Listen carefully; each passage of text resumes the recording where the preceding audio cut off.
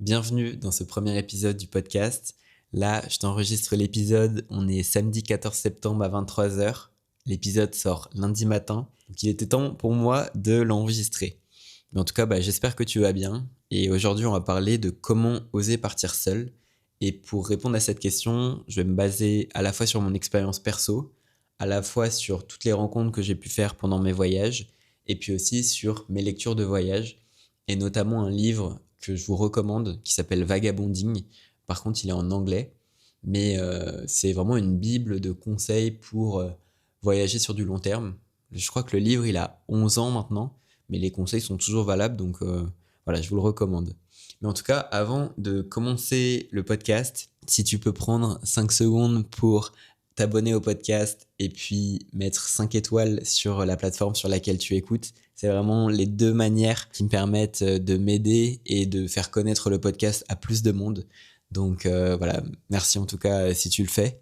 Je pense, juste avant de commencer, c'est important que le voyage que tu planifies de faire, tu le fais vraiment pas parce que c'est la mode ou parce que tu es obligé ou parce que tu vas impressionner les autres, etc. Il faut vraiment que la démarche elle vienne de toi et que tu aies envie de faire ce voyage pour toi.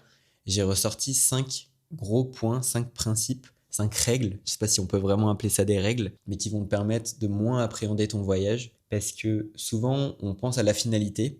La finalité, c'est de partir loin, c'est de partir seul, c'est de partir sans plan, c'est de partir longtemps, et au final, de juste prendre ton billet et puis te lancer dans le grand bain.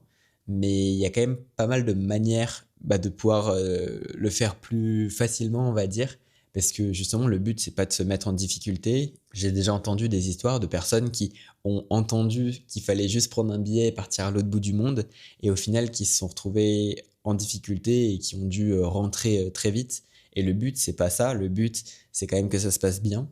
Donc, c'est pour ça que j'ai préparé cet épisode d'intro, un petit peu au voyage solo. Et la première règle, c'est prépare-toi. Je pense que je serais le premier à te dire, il faut pas te préparer, il faut que tu y ailles comme ça, etc. Mais au final, je me rends compte que avant de partir, je me suis beaucoup préparé. Mais en fait, ce que j'entends par se préparer, c'est commencer à regarder des vidéos sur le voyage solo, écouter des podcasts, parler avec des gens qui l'ont fait et pas des gens qui l'ont pas fait. Et justement, c'est important de pas écouter les personnes qui sont pas parties, parce que comme pour chaque discussion que tu peux avoir avec quelqu'un, quand tu vas parler de tes projets, la personne, elle va se projeter comme si c'était son projet. Le problème, c'est que c'est pas son projet, c'est ton projet. Donc, en fait, elle va appliquer son propre prisme qui sera pas le même que le tien. Surtout une personne qui a pas voyagé, elle va mettre son prisme de choses qu'elle a vues à la télé, dans la presse ces dernières années, qui est très éloigné au final de la réalité par rapport à si tu parles avec des voyageurs qui viennent de faire les pays que tu as envie de faire. Donc vraiment, c'est important de parler avec des personnes qui sont déjà parties. Et si t'as personne dans ton entourage qui est parti en voyage, t'as des comptes Instagram, t'as des vidéos YouTube de personnes qui partent. Et inspire-toi de ces personnes-là. Et souvent, l'inspiration, ça joue un grand rôle dans la décision. Il y a beaucoup de gens qui m'ont dit, en fait, c'est en ayant écouté les histoires de quelqu'un qui est revenu de voyage qui m'a donné envie de partir. En fait, c'est une préparation plus mentale. C'est de commencer à visualiser un peu ton voyage. On a plein de questions avant de partir. On se demande justement, est-ce qu'il y a besoin d'un visa? Est-ce qu'il y a besoin de tout ça? Et en fait, toutes les questions que tu as avant de partir, réponds-y avant de partir. Tu partiras à l'esprit beaucoup plus léger. Et au final, les réponses, tu peux les trouver sur Internet ou tu peux les trouver auprès de voyageurs qui sont déjà partis. Donc en fait, le but de cette phase, c'est pas de préparer son itinéraire. Et justement, je vais te donner 2 citations du livre Vagabonding par rapport à la préparation. Mais le but, c'est pas de préparer son itinéraire, mais de préparer son attitude, de préparer un peu son mindset. Comme si on était déjà en voyage, d'avoir déjà l'esprit voyageur, on va dire.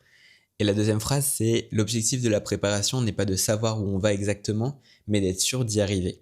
Et en fait, c'est vraiment préparer les choses qui vont pas bouger dans le temps ou qui sont pas forcément susceptibles de bouger. Par exemple, commencer à apprendre 2-3 mots de vietnamien parce qu'on va au Vietnam, donc savoir dire bonjour et merci.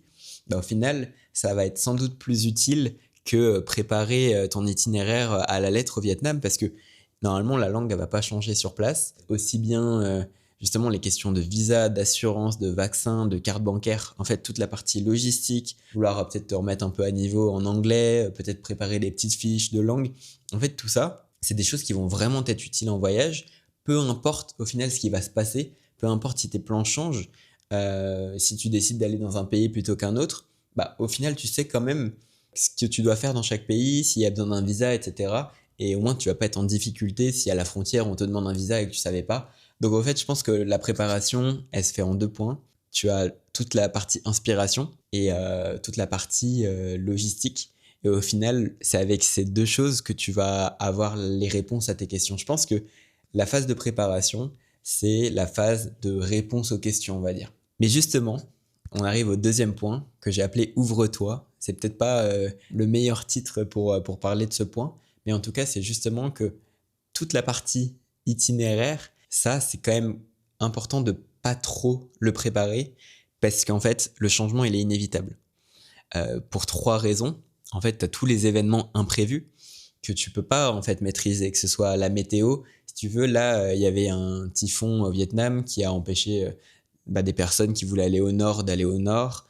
Ça peut être une crise dans un pays, ça peut être aussi des problèmes que toi, tu n'avais pas anticipé. Peut-être que tu vas tomber malade et ça va te bloquer en fait dans une destination. Tu vois, par exemple, moi, quand je suis parti la première fois, je suis parti avant le Covid. Et c'était dur de se dire, il va y avoir une pandémie mondiale qui va faire que le voyage va s'arrêter plus tôt que prévu. Ça, c'est des imprévus comme ça, tu peux pas en fait les prédire et ils vont influencer ton voyage. Il y a aussi les autres qui vont changer ton voyage, les rencontres que tu vas faire. Au final, si ça matche bien avec quelqu'un, qu'il a prévu d'aller dans un autre pays, c'est possible que tu changes de pays. Et puis aussi par rapport à tes envies, parce qu'en fait, quand tu vas faire ton plan, ton itinéraire, tu vas le faire avant de voyager. Et en fait, tu vas te rendre compte que tes envies, elles changent. Tu vois, tes envies, elles changent dans la vie, elles évoluent. Sur place, tu n'auras pas les mêmes envies. Par exemple, peut-être que tu auras envie de rester plus longtemps à un endroit où tu t'étais dit, je reste que 3 jours. Et inversement, peut-être tu t'étais dit, là, je reste une semaine, mais en fait, t'aimes pas cet endroit. En fait, tout ça, c'est inévitable. Je pense que plus tu t'enfermes dans quelque chose de très, très cadré, moins tu vas profiter de ton voyage, en fait. Si tu commences à te dire, tel jour, le matin, je fais ça, le soir, je fais ça, le midi, je mange là, le soir, je dors là, et le lendemain, je fais ça, etc. pour tous les jours, je pense que c'est dommage. Après, on en parlera dans les points suivants. Ça peut être intéressant quand même de le faire, mais dans certains cas. Moins tu vas planifier, plus tu vas être flexible, et au final, plus tu vas être dans ton voyage. Et justement, une nouvelle citation du livre, c'est ce n'est pas nous qui faisons le voyage, c'est le voyage qui nous prend. Et c'est vraiment ça en fait. C'est le voyage, il va se faire tout seul. C'est pas toi qui va le faire, c'est lui qui va le faire lui-même en fait. Et de toute façon, c'est des choses que tu verras en voyageant en fait. C'est marrant parce que j'ai rencontré beaucoup de gens qui m'ont dit que c'était ça leur regret, c'était d'avoir trop planifié au début. Et tu te rends compte que même la personne qui est la plus ordonnée, qui avait planifié ses 9 premiers mois, etc., au final, quand je l'ai rencontrée, elle me disait, elle savait même pas où elle dormait le soir. Et je pense qu'en fait, peu importe comment tu t'organises, la finalité, c'est souvent la même. C'est que tu vis au jour le jour, que tu go with the flow, que le plan, c'est qu'il n'y a pas de plan. Souvent, ça, c'est la finalité. Peu importe comment tu es à la base, en fait, tu vas te rendre compte que c'est la meilleure manière de profiter de son voyage, c'est d'être flexible. Et je pense que c'est aussi un petit peu ça qui différencie les vacances du voyage. Et justement, il y a une nouvelle citation, c'est le voyageur voit ce qu'il voit et le touriste voit ce qu'il est venu voir. Et je trouve ça super intéressant, c'est que quand tu planifies plus et quand en fait tout se fait un peu au jour le jour, c'est vraiment là que tu es dans le voyage pur.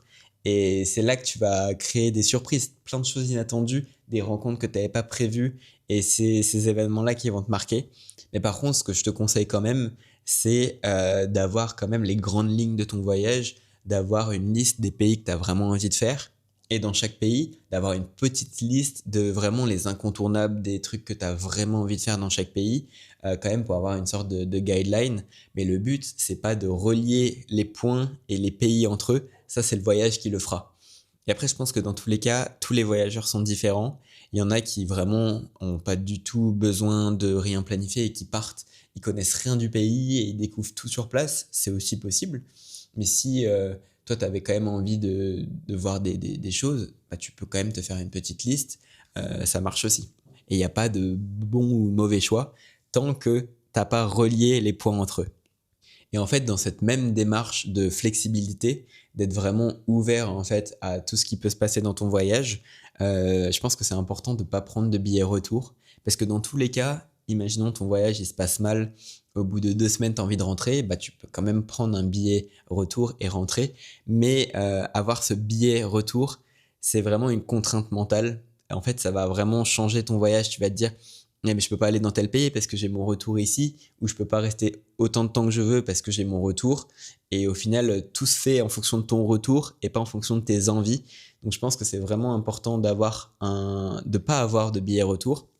Et par contre, au bout d'un moment dans ton voyage, je pense que quand tu le sens, c'est important d'en avoir un. Et j'ai entendu des gens qui m'ont dit, bah, avoir mon billet retour, au bout de 6 mois, au bout de 7 mois, ça m'a soulagé. Je me suis dit, bah, il y a une fin. Donc voilà, je pense que le but, au final, de tout ce point, c'est de rester flexible sur son temps et sur son itinéraire, mais d'avoir quand même, pourquoi pas, des gros points, ça dépend après des gens, mais d'avoir quand même une sorte de petite liste de choses que tu veux faire. En fait, quand tu sais qu'un événement, un choix peut changer toute ta vie, bah à quoi bon planifier le futur, tu vois? Par exemple, dans ma vie, si j'avais pas rencontré telle personne à tel moment, si j'étais pas allé à tel endroit à telle date, bah ma vie elle aurait été complètement différente. Et en voyage, c'est encore pire.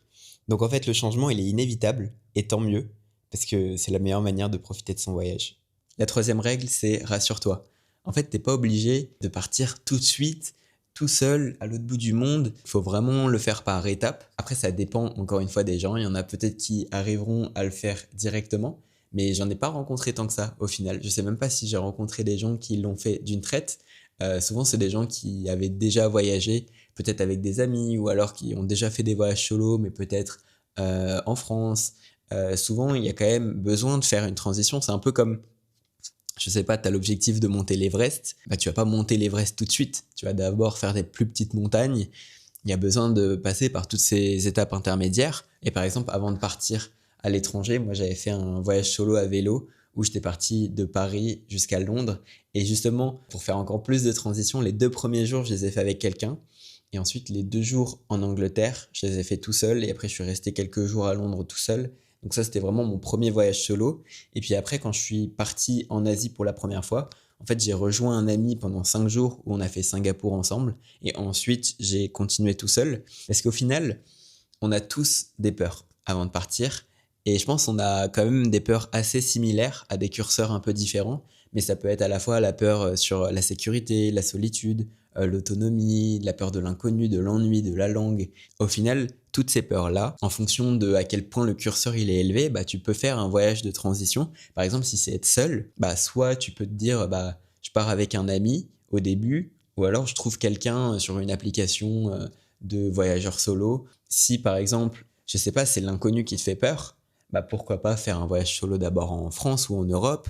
En fait, ce qu'il faut se dire, c'est que ce qu'il y a entre ta situation actuelle et le voyage, c'est tes peurs. C'est ça en fait qui bloque. Donc tu vois, par exemple, si tu pars avec un ami, c'est comme si tu partais un petit peu avec ta zone de confort. Par exemple, je sais pas si c'est les auberges de jeunesse qui te font peur, bah prends-toi un Airbnb sur les premiers jours, par exemple, tu vois. Si c'est justement le fait que ce soit pas du tout planifié qui te fait peur, bah planifie ta première semaine à la lettre. Dis-toi, bah, jour 1, je fais ça, jour 2, jour 3, jour 4. Et je pense que la finalité pour beaucoup de tous les points en fait que je donne, c'est la même. Mais le moyen d'y arriver dépend des gens. Et aussi pour te rassurer, bah, pars dans un continent qui est simple. Par exemple, l'Asie du Sud-Est, c'est simple de voyager là-bas. Et si je peux te conseiller des pays, je peux te conseiller la Thaïlande, le Vietnam et l'Indonésie. C'est 3 pays qui sont vraiment simples pour voyager, où les transports, où tout est un petit peu quand même fait pour que le voyage se passe facilement en tant que backpacker. Et après, si justement tu as plus ce côté aventure, bah, tu peux directement aller au Laos, aux Philippines ou même en Amérique du Sud. Tout dépend après de ton tempérament, mais si tu as envie de faire un voyage déjà de transition, moi, je te conseille la Thaïlande, le Vietnam ou l'Indonésie. Encore une fois, le but, c'est de pas te mettre en difficulté. Donc, pourquoi pas, tu vois, commencer par te faire un week-end en France, une semaine en France, tout dépend en fait de la peur qui est la plus présente. Et tu auras toujours un voyage pour combler cette peur. Donc voilà, je pense que c'est important de faire les choses qui te rassurent. Tu vois, si ça te rassure d'avoir tes premières nuits en arrivant, bah prends tes premières nuits en arrivant. Fais en sorte que tu sois rassuré en fait. Ensuite, la quatrième règle, c'est engage-toi. Engage-toi parce qu'au final, je pense que la différence entre ceux qui partent et ceux qui partent pas, c'est pas forcément une histoire de mental, de mindset ou quoi. C'est plutôt que ceux qui partent, c'est ceux qui ont réussi à matérialiser leur désir en action. C'est-à-dire des gens qui se sont mis des deadlines, par exemple. À partir du moment où tu as des deadlines, tu es comme obligé en fait de partir. Et la meilleure manière de se mettre des deadlines, c'est de s'engager financièrement. Et plus en fait ça va te coûter cher, et plus la deadline elle va être forte. Donc souvent un billet d'avion, une fois que tu as pris ton billet d'avion aller, tu vas quand même être très engagé dans ton voyage, et ça va être dur après de pas le prendre. Mais tu vois, ça peut être même, je sais pas, t'achètes un van, t'achètes ton assurance, t'achètes des abonnements d'applications. En fait, plus tu vas commencer à acheter de choses, et plus tu vas être engagé en fait dans ton voyage. Dans la vie, quand on n'a pas de deadline, c'est beaucoup plus dur en fait de se dire bah là je pars. En fait, si t'as pas de date, tu pars pas. Donc tu vois, il suffit juste pour moi de te fixer une date, de te dire bon bah cette date là je pars. Tu dis à tout le monde bah cette date là je pars en fait. Et si tu t'engages aussi d'un point de vue social, pareil, après ça va être beaucoup plus dur de te dire bon bah en fait je pars pas. T'as dit à tout le monde que tu partais et au final tu vas pas partir. Donc en fait l'engagement social il est hyper puissant aussi. Et si tu combines tout, donc tu dis bon bah je pars tel jour, j'ai déjà mon billet, j'ai dit à tout le monde que je partais, t'es quand même bien engagé pour partir, tu vois. Et justement à partir du moment où t'es engagé, t'as une date, en fait tout le reste va se faire beaucoup plus vite et beaucoup plus naturellement. Tu vois, justement te préparer. En fait, si tu sais que tu pars dans 2 mois, tu vas vraiment commencer à activement faire des recherches, poser des questions, et ça peut aussi être préparer ton sac. Donc commencer à, si t'as pas de sac, acheter ton sac, ou demander à quelqu'un qui est déjà parti son sac, et puis commencer à le faire en fait. Et si ton sac est prêt, que tu t'es engagé financièrement, tu l'as dit à tout le monde, bah là t'es parti, hein. Là t'es déjà parti, hein. Pour la dernière règle, je l'ai appelée lance-toi, parce qu'il y aura jamais de bon moment en fait. Et souvent, plus tu vas attendre, et plus ce sera compliqué en fait de partir. Souvent on se dit bon bah attends, je vais attendre que j'ai de l'argent, je vais attendre que j'ai plus de temps, je vais attendre le bon moment en fait. Il n'y a jamais de bon moment. Et par rapport à moi, mon expérience, j'étais en école d'ingénieur en 3e année, et j'avais très très envie de partir en voyage, et je savais que c'était pas ce que je voulais faire.